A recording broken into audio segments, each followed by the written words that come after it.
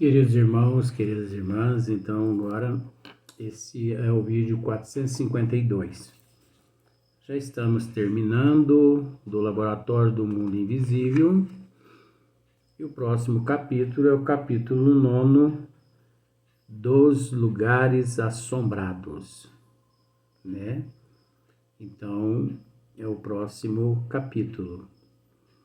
Então nós já estamos terminando, já nos encontramos aqui na última pergunta feita por Allan Kardec a São Luís.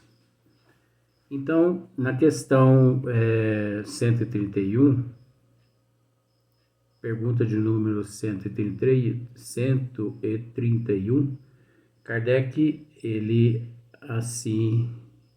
expõe.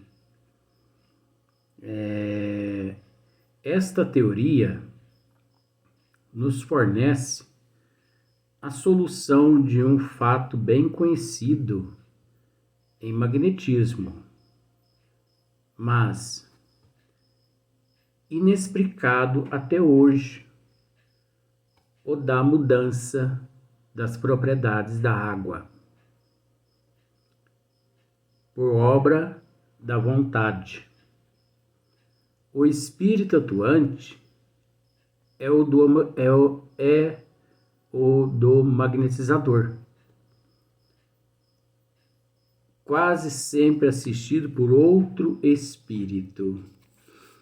Então nós sabemos que o magnetizador quase sempre ele é assistido por outro espírito, né? Isso tanto faz tratando-se do magnetizador, quase sempre assistido por outro espírito. Então aqui Kardec ainda trata a respeito dessa questão aqui da mudança das propriedades da água. Da água magnetizada, fluidificada, né? Porque as pessoas tomam a água fluidificada e se sente bem. Muitas pessoas dizem assim, toma um golinho dessa água fluidificada aqui. Existe fundamento, né? Então olha só para você ver.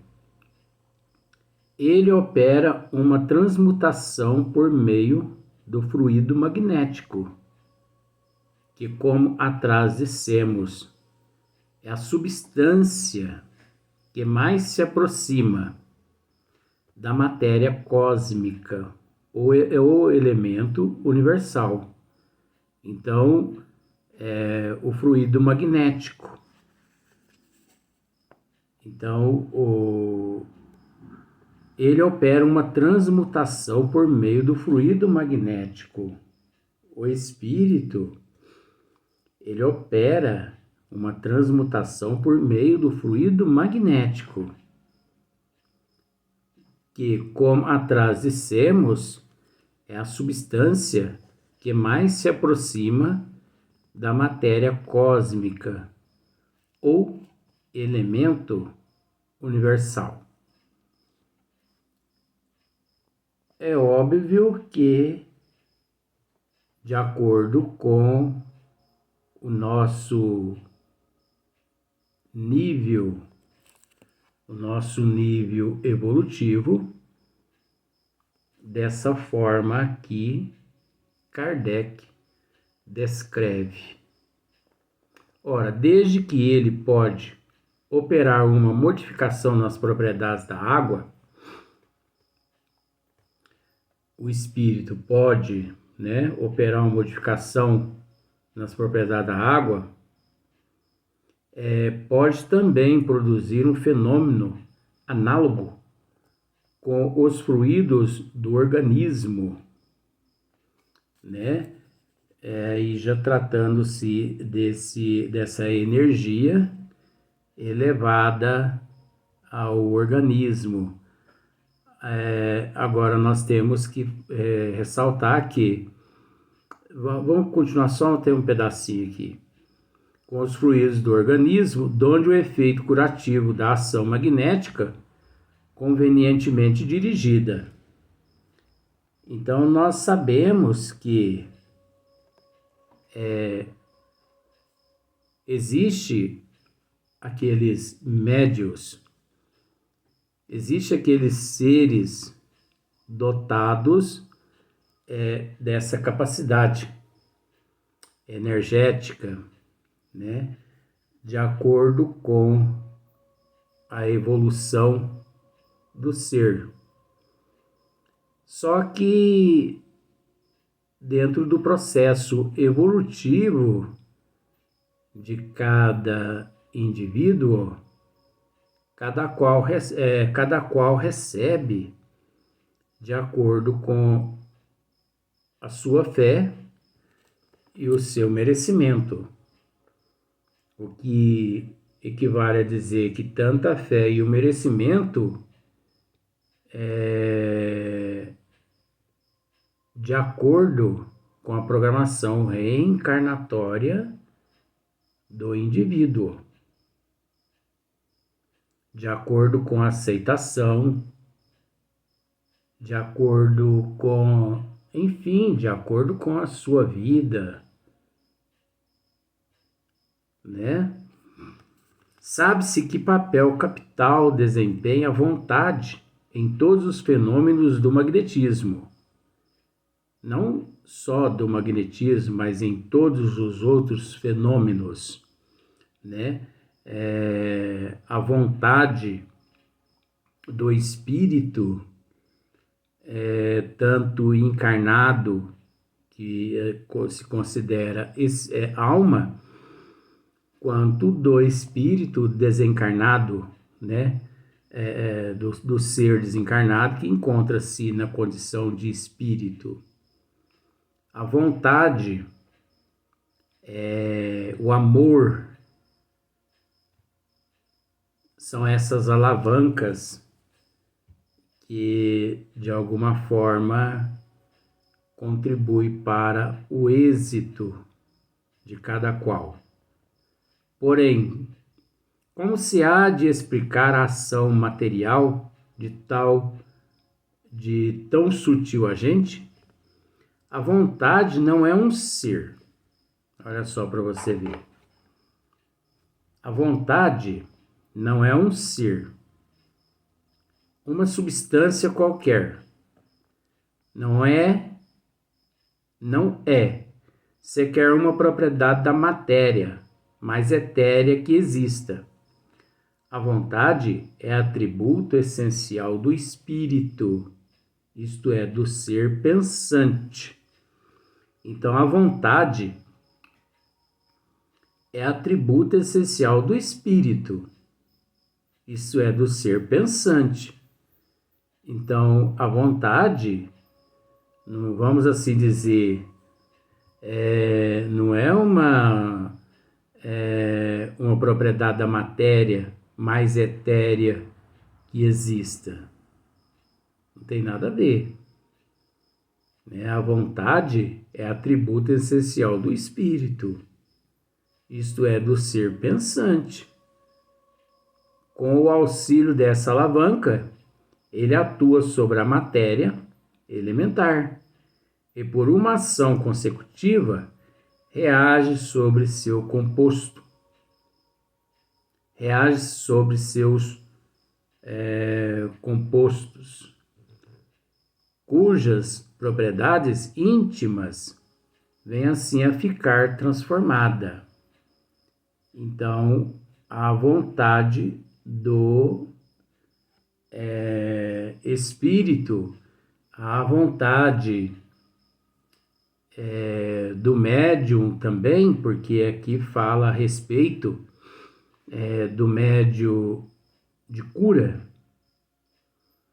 Então, é necessário que ambos tenham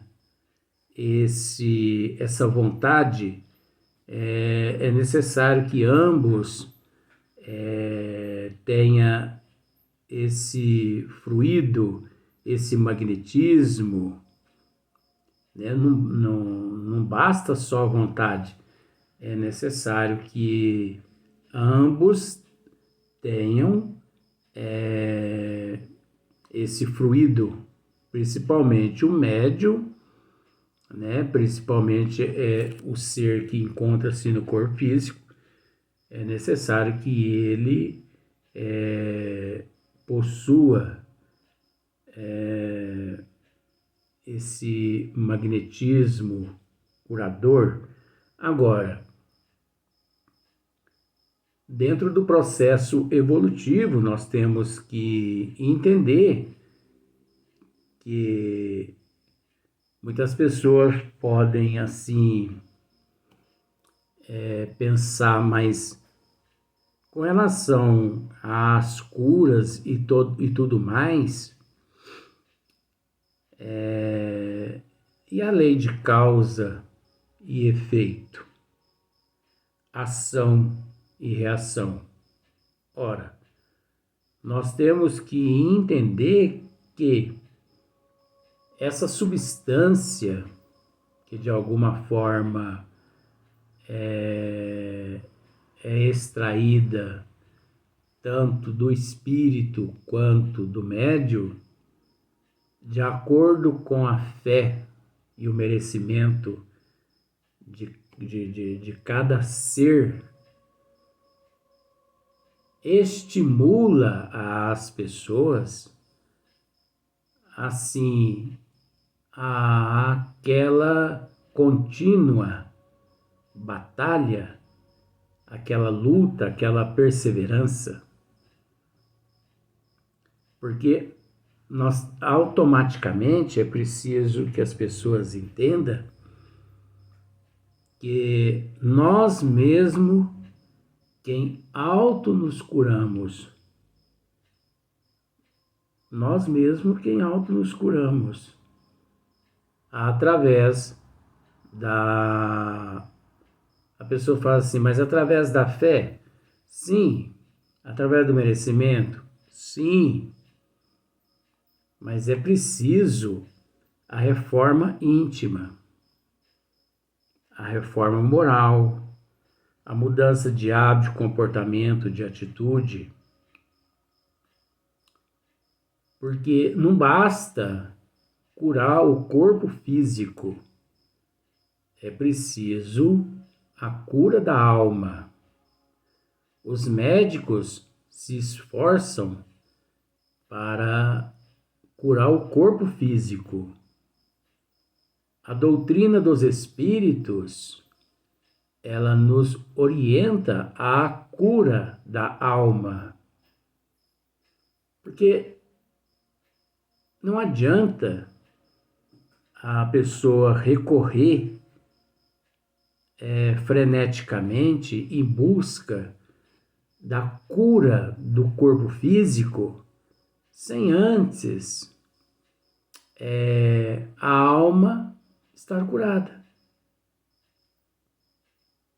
Ele não vai lograr êxito. Aí você pode me dizer assim, bom, mas então quer dizer que esses que são curados, então 100% deles optaram primeiro pela cura do corpo físico do que da cura da alma? Isso é relativo. Não tem como nós sabermos disso. Porque cada caso é um caso. Até porque, dentro do mundo de provas e expiações, cada qual ele traz a sua programação. O único fato assim que nós conhecemos, que nós sabemos, é que o mais importante é a cura da alma. E no corpo físico a resignação. Enquanto a resignação, a aceitação, a humildade, a paciência, não deixa de ser uma característica do êxito, da cura, das enfermidades, as quais nós, em vidas passadas, através dos deslizes que cometemos, ficou arquivadas, né, no nosso eu, no nosso perispírito. Então, olha só para ver, tanto quanto do espírito errante, a vontade é igualmente atributo do espírito encarnado. Daí o poder do magnetizador, poder que se sabe estar na razão direta da força de vontade. Podendo o espírito encarnado atuar sobre a matéria elementar, pode do mesmo modo mudar-lhe as propriedades dentro de certos limites. Assim se explica a faculdade de cura pelo contato e pela imposição das mãos, faculdades que algumas pessoas possuem em grau mais ou menos elevado. Faculdades que algumas pessoas possuem graus mais ou menos elevados. Então, isso é de acordo com a evolução do ser. De acordo com a evolução. Então, só que nós temos que entender que essa cura é um conjunto. Não vamos, assim, delegar a responsabilidade da cura total aos médios, denominados médios de cura, que não. A responsabilidade é dos enfermos buscar a resignação, a aceitação, a humildade, a paciência, o que, com todo respeito, 99,9% da humanidade não possui essa resignação e nem essa aceitação. A pessoa, quando descobre, por exemplo, que está com câncer, já sai correndo em busca de um médico de cura. E não é por aí. A pessoa, quando descobre que está com uma enfermidade, que tem uma enfermidade, a primeira coisa que tem que fazer é procurar ajuda médica e não ajuda de médiums. É o contrário. Por quê? Porque o médico, ele vai tratar do corpo físico. O médium, ele vai auxiliar aquele paciente, assim, o fortalecendo, levando a um estado assim de resignação, de aceitação, de humildade, de paciência. Porque colocar a mão sobre a cabeça de um paciente enfermo e o curar 100%, a cura do corpo e a cura da alma. Isso é contra os desígnios das leis divinas. Primeiramente que isso não acontece. Agora, como tá cheio de charlatão no mundo, né? E as pessoas, assim, numa descrença total da medicina e numa fé não raciocinada, aí que vem a questão. Uma fé não raciocinada As pessoas buscam esses charlatões. Agora, por que as pessoas buscam esses charlatões? Porque elas não raciocinam com prudência, com bom senso, né? E são pessoas assim egoístas,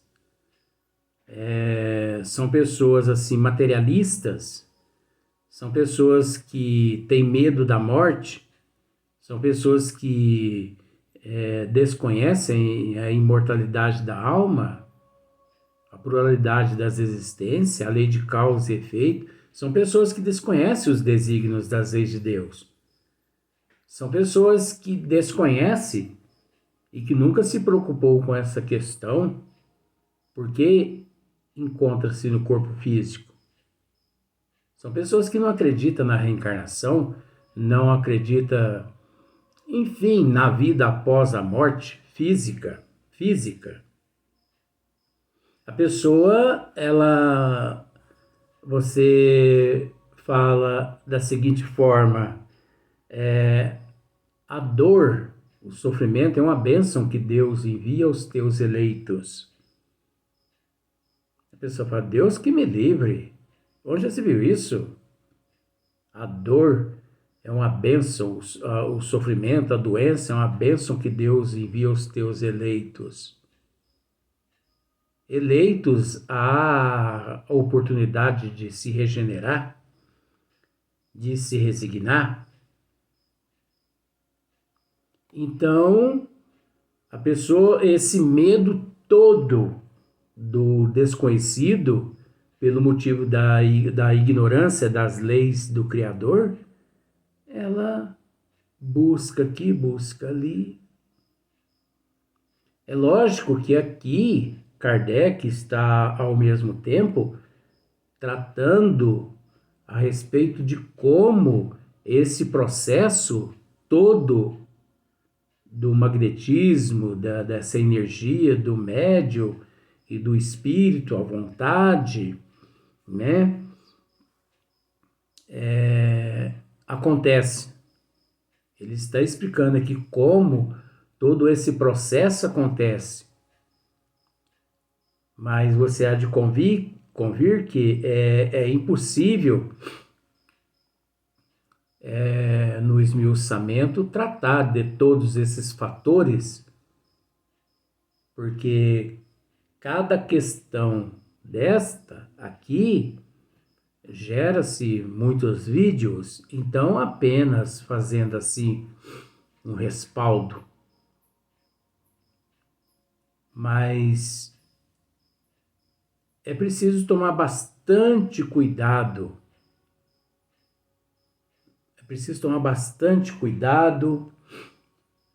Principalmente com essa questão assim da cura. O médium de cura, ele fornece energias para que a pessoa enferma ali recobre as forças para que ela lute por conta própria. A responsabilidade não é do médium. E nós temos visto muitas pessoas transferindo essa responsabilidade para o médium. E outra é o processo de prova e de expiação. Quando eclode determinados transtornos, enfermidades, aquilo ali é uma bênção a pessoa permanecer naquela situação com resignação, aceitação até o final da tua existência. Por isso que muitos são orientados à resignação e à aceitação.